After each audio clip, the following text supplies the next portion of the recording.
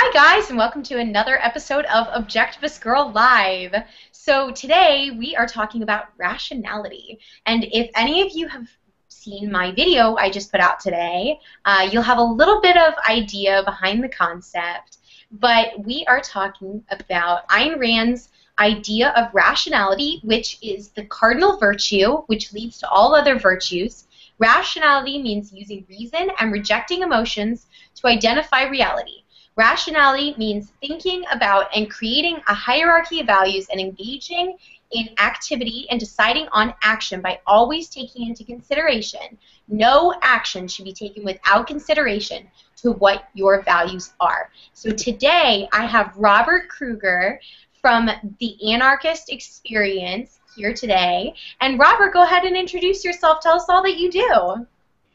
Well, hello. I'm the co-host for Voluntary Virtues Roundtable. I also do the after-hours show that follows the roundtable. But my main show is the Anarchist Experience, where I basically have either guests who disagree with the idea of anarchism, and we hash it out, and I explain why they're wrong. Or I have guests on where we look at a variety of articles or comments that are on Facebook or whatever, where people are arguing against anarchy, and we point out where they're mistaken, and debunking the mythology of the state is what we do. So we're working on getting it so that people can call into the show and actually be on the show live via phone. Still haven't made that happen yet, but definitely working on it. It's kind of expensive, so that show airs on Sundays from 4:30 to 6 p.m. Eastern Standard Time, and I'd love for anybody to come on over and check it out. I certainly will. I keep track of what's going on in the YouTube comments so that I can bring that into the conversation as well. If people have questions and would like to, point out flaws of the state or flaws of anarchy, we'd certainly, bring those up if they're appropriate for the conversation. Awesome. So today, Robert, we are talking about rationality, as I already said, and you watched my video and checked it out, and what did you take away from the discussion, from the idea of, not thinking about emotions as your primary source for making decisions? Well, the first thing I figured out is the country singer chick that you sourced. I couldn't understand. Yeah. I couldn't understand her. So, but I think that really when I was evaluating where it is that irrational thoughts come from, what we get a lot of times is we get people. They will come in to a thought and they will base their responses to whatever it is upon a perceived worst-case scenario result or best-case scenario result instead of an actual realistic approach, and the not understanding that this is a best-case scenario result or worst-case scenario result is the disconnect. People will react with a lot of fear or a lot of lust in order to make their evaluations of what they should do in the situation. So, for example, if a person is reacting because they think, well, there's going to be a stalker or some sort of bad guy is going to get you, their response is going to be very, very irrational and short and lacking any predictive value because they're doing the worst case scenario. A lot of people, when you talk about the idea of anarchism, for example, they'll say, well, obviously we're going to have hoodlums in the streets and gangs just running amok and taking advantage of everybody because this is the worst case scenario that they can imagine. It's just this irrational belief that that's going to happen, but it doesn't have any rational explanation as to how it would happen. Their belief that it's going to be a rational response is mistaken. They have this idea that they're correct in their evaluation, but we certainly know that they're not. They're just not thinking it through. So by taking these, hyperbolic emotional responses, they make bad decisions. So it's either a really lustful type of response or it's a fear response instead of an actual rational response. Right. Right, that is exactly the point I was trying to get across in those videos, was the idea that when you think like a human being, you're not thinking with just emotions or feelings. You're using your rational brain, and we have rationality, and that is unique to our species. And to think that we would just disregard that in making life decisions when the only reason that we're at the top of the food chain is the fact that we have rationality is completely irrational. Yeah. And, taking the best case scenario or the worst case scenario and making that your understanding of how the world works is really, it's delusional. Is basically what it is, and that's how emotions work, is taking those scenarios and playing them out in your head and having them come out either the worst case or the best case and not actually the rational case. Oh yes. Most people go to complete extremes, and that was the idea behind using Miranda Lambert, was that she has the tendency, apparently in her music videos and apparently in real life, to just go to the ultimate extreme of using just emotion. Yeah, yeah. And, people will use things to argue that are based upon extremes. And there's always the argument that says, well, what about the children? When people are talking about a variety of different things, they're going to try to elicit a situation that causes people to fear what's going to happen to a child, and because children are the most vulnerable amongst us, instead of just looking at how people would interact, they want to push it to the most extreme and the most obtuse type of scenario where it's very, very, I don't know, just wow, that's a really bad situation. The idea that saying, well, you can't have children working because. And they don't just say working; they say working in the coal mines. They can't imagine that maybe children might, I don't know, babysit. Children might mow lawns. Children might, well, I don't know, do acting and other types of things. There's this child labor law that they're freaking out about because, well, what about the children? Or when it comes to children and their nutritional needs, their parents not having the funds necessary to pay for their children's education and things like that, if you don't have the state providing it for them. Well, if they actually looked through the rationality of it and how things work when it comes to economics, you can't give something unless you have it to give. So they don't even realize that the process that they're going through to justify providing free education actually, gets rid of all the prosperity that we might have in order to provide that education. And if we instead just have more prosperity, all this excess wealth can be used very easily to provide for the education of children, the feeding of children, and all that kind of stuff. So they're a little bit more, I don't know, just willing to find the most obtuse thing that they can possibly find in order to justify whatever that is that they want to justify. Exactly. I find that that's the way the government operates. I mean, they're always finding the most obtuse example to either take away our gun rights or take away, labor rights for kids or anything else, because I know a lot of 15-year-olds out there that would love to get a job that are incapable of getting a job, that are probably would be better at jobs than some of the 20 to 25-year-olds I know, and would work a lot harder. Yeah, absolutely. Well, the fear mongering the government does is just absolutely ridiculous. It's a nonstop barrage of fear that you get from the government. Whether we're fighting against the terrorists who are going to blow up things, or whether we're fighting against the drug users who are going to go um, steal grandma's money in order to become wretched, abhorrent, grotesque creatures instead of human beings.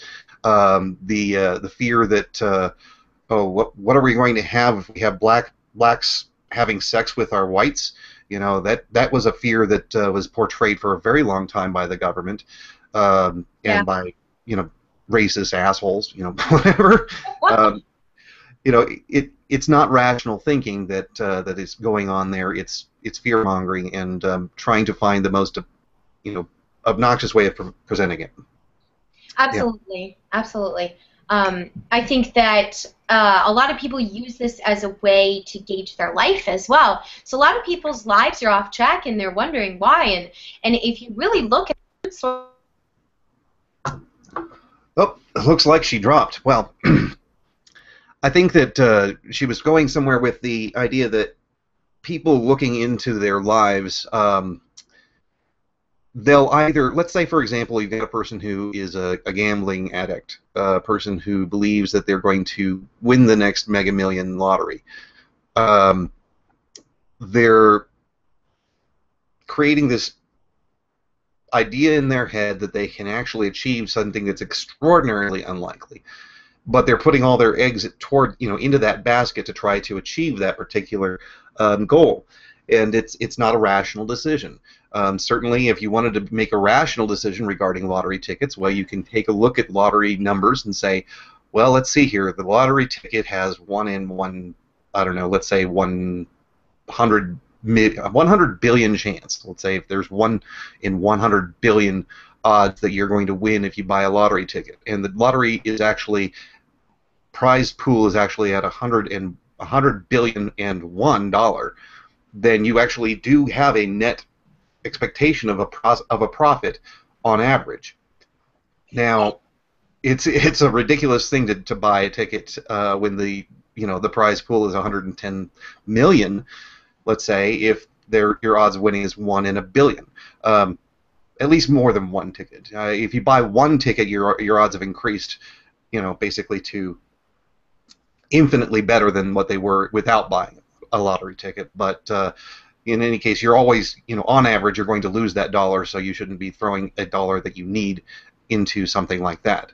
But the irrational thought is, or the emotional thought is, my whole life is going to change. I'm going to be an amazing, have an amazing life if I win this lottery. And they use that to justify things for their lives.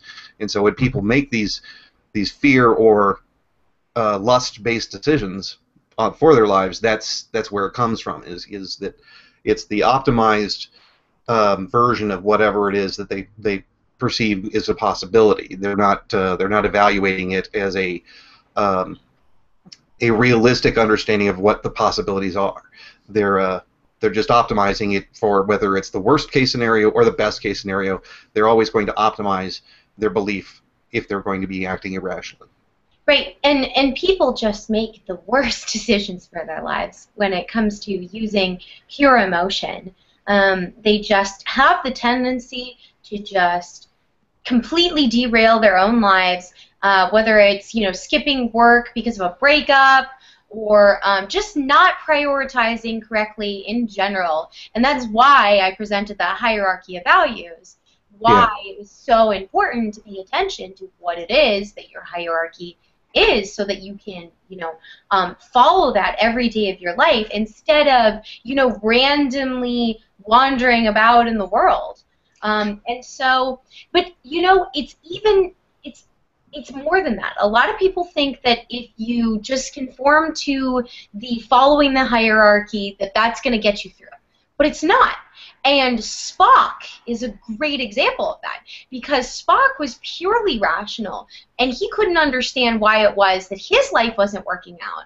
But his life wasn't working out because he wasn't taking emotion into consideration at all. So the opposite can have just as negative of an effect. Absolutely. When you're when you're trying to be rational, you can do things like make plans, set up lists of things that, as far as how important they are to you, set up a list of steps that you're going to take in order to achieve whatever your goal is. But then you're going to have, from time to time, a situation that will come up which may throw your plans out of whack because of an emotional response. And going into work, let's say, for example, if you are distraught over the death of a child, for example, probably not a good idea. You're not going to be putting out your best quality work when you go in through that type of emotional situation. If you're going to be getting married, for example, not exactly the best time to take other things that are going to put stresses on your body and your mind at the same time. So buying a home, probably should go ahead and set that off for a little while. Taking trips that are very, I don't know, family oriented, where you've got a large interaction between people who are very emotionally important to you, is another thing that you might want to avoid when you're going through emotional stress. So, trying to keep your emotions in a manageable level, rather than lumping all of your stressors into your life at the same time, is a really rational way of dealing with your emotions. If you have emotional stressors, keep other emotional stressors that are optional out. One of the key areas, I would say, is if you have a child and you've lost the other person in your relationship who was helping you rear this child. If you are alone and a single parent, bringing in another person as a emotional relationship and trying to create a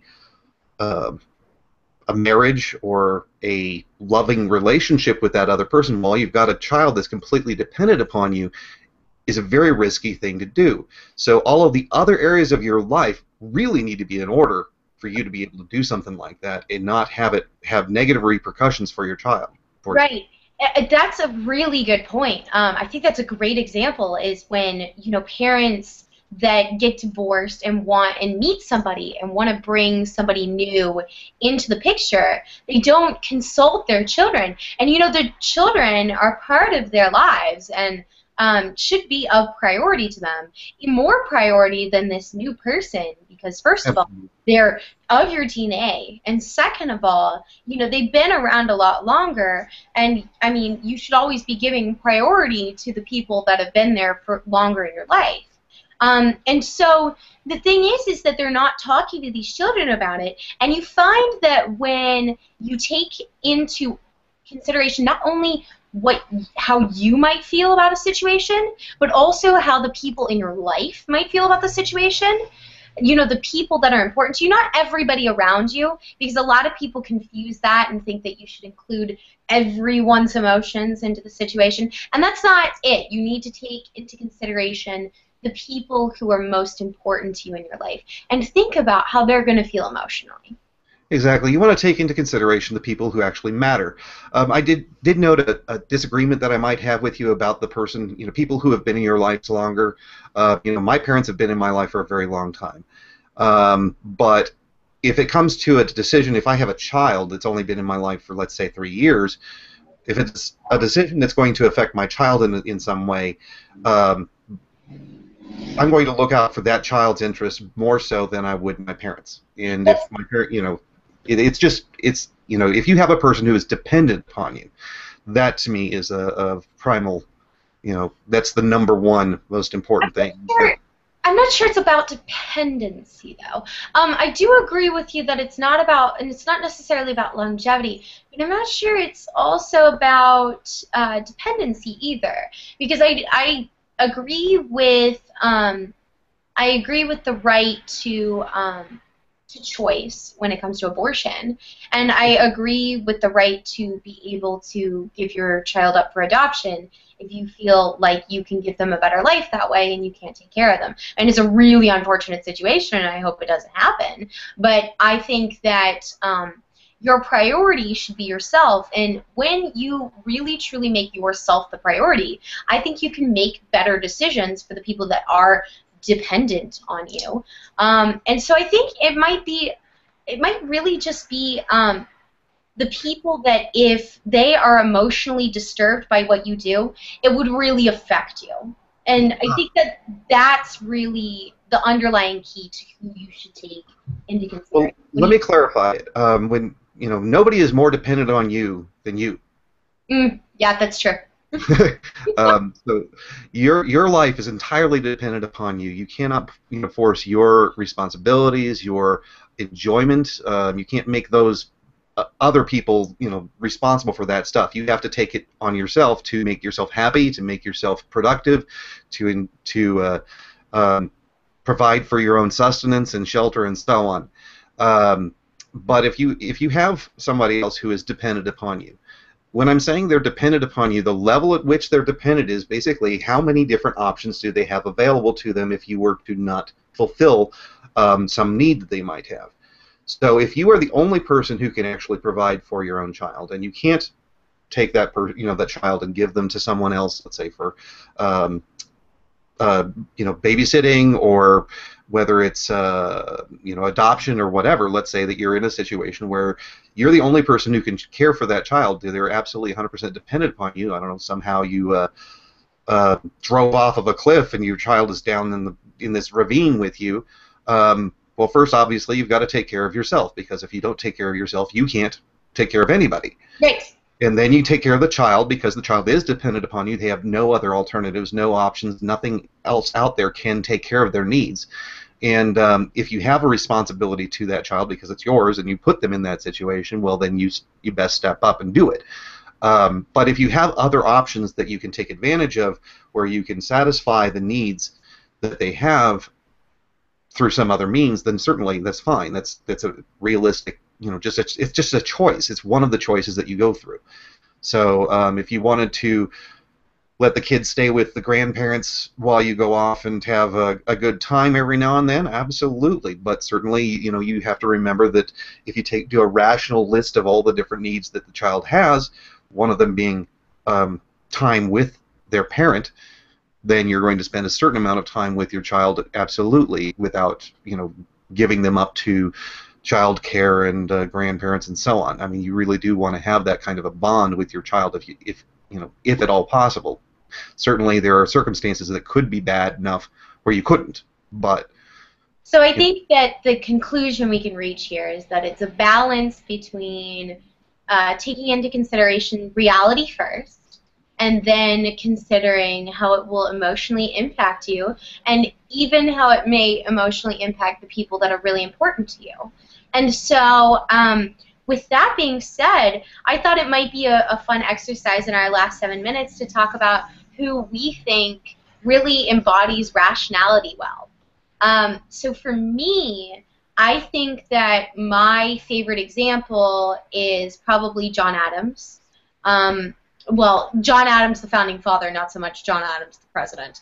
John Adams did a horrible job as president, but he was a really, really good motivator for freedom and independence in our country. And without him standing up and saying, I know that we're going to be, quote-unquote, sacrificing lives, and I don't view that as a sacrifice. I don't think those people viewed it as a sacrifice, because without freedom, their life was meaningless. So they fought for their greatest value, and so I don't think that was, a sacrifice in any way, shape, or form. It's unfortunate, but I think that they were looking into the future, and so I think what John Adams did for our country in standing up for freedom, even when the odds were definitely not in our favor, and we were more than likely going to be under the thumb of Great Britain by the end of the war and really, really bad off, but he stood up for it and he said, hey, we got to give it a try. And it's not going to get any better the way it is, so why don't we go ahead and give our men a reason to fight? Why don't we give them a flag to fight under? That way they're not just constantly defending territory from the British in the hopes of what? In the hopes of what thing? What are we trying to achieve? And so there was no goal when the whole American Revolution really started. And so what he did was he created, well, it wasn't really the American Revolution yet, but he helped create the American Revolution, which gave those soldiers that were already fighting a goal. And I think a lot of people aren't aware that we were having fights with Great Britain when we decided to separate from them. And so it wasn't like it was this irrational, emotional decision that we wanted to just be separated. It was that this is the only logical conclusion we can draw from this, is that we need to fight for something because we're already fighting. And so John Adams is my favorite. What do you think, Robert? Do you agree with that? Who's your favorite?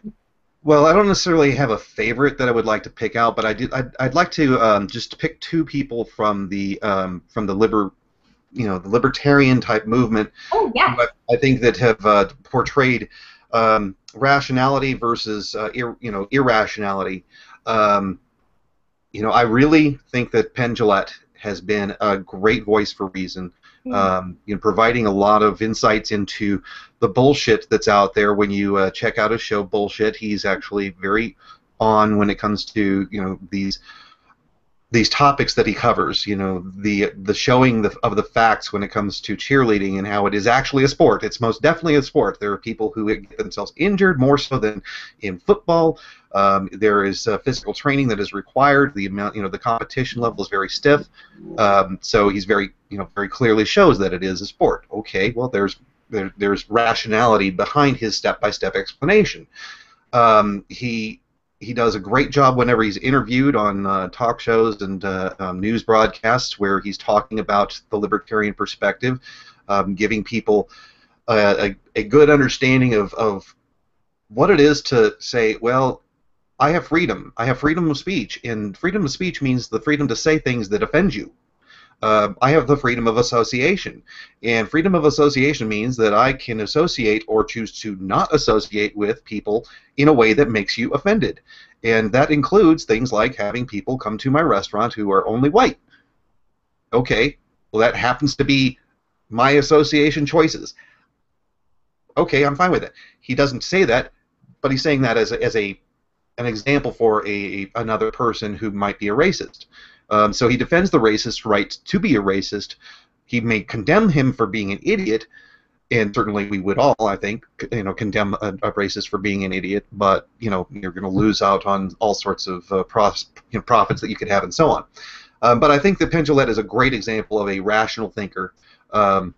Really represents himself well. Now the counter example of the emotional thinker, who also, I believe, does a great amount of good stuff for the movement and for freedom, is Adam Kokesh. I think that Adam Kokesh has had emotional decisions, kind of rule a lot of the things that he's done. Yeah, I think so too. Going out to Washington, D.C. and taking out a gun and putting shotgun shells into the shotgun is not a good idea. It's not a rational thought. It's an emotional, I'm going to show them, screw that kind of thing. And he had I believe, a perfect vision as to how it was going to turn out. He thought it was going to come off as being like this, really powerful statement that people would, get behind him and support him, and the results were certainly not so positive. His previous plan, which was to have a march on Washington with weapons in a large group display, I believe was actually significantly better. But unfortunately, it didn't, go through. I think that his dealing with his arrest and the plea deals that he's been offered perhaps were more rational choices, that he found that it would be better for him, for his attempt to help Liberty to stay actually out there so that he can provide people content that will help them with their movement, instead of being locked up. So he did at least do that one right. But I think he's done some great stuff.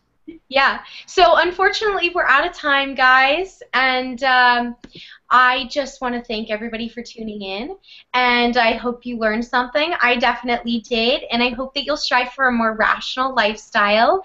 And please do check me out on Objectivist Girl Live every Friday at 6 to 6:30 p.m. Eastern Standard Time.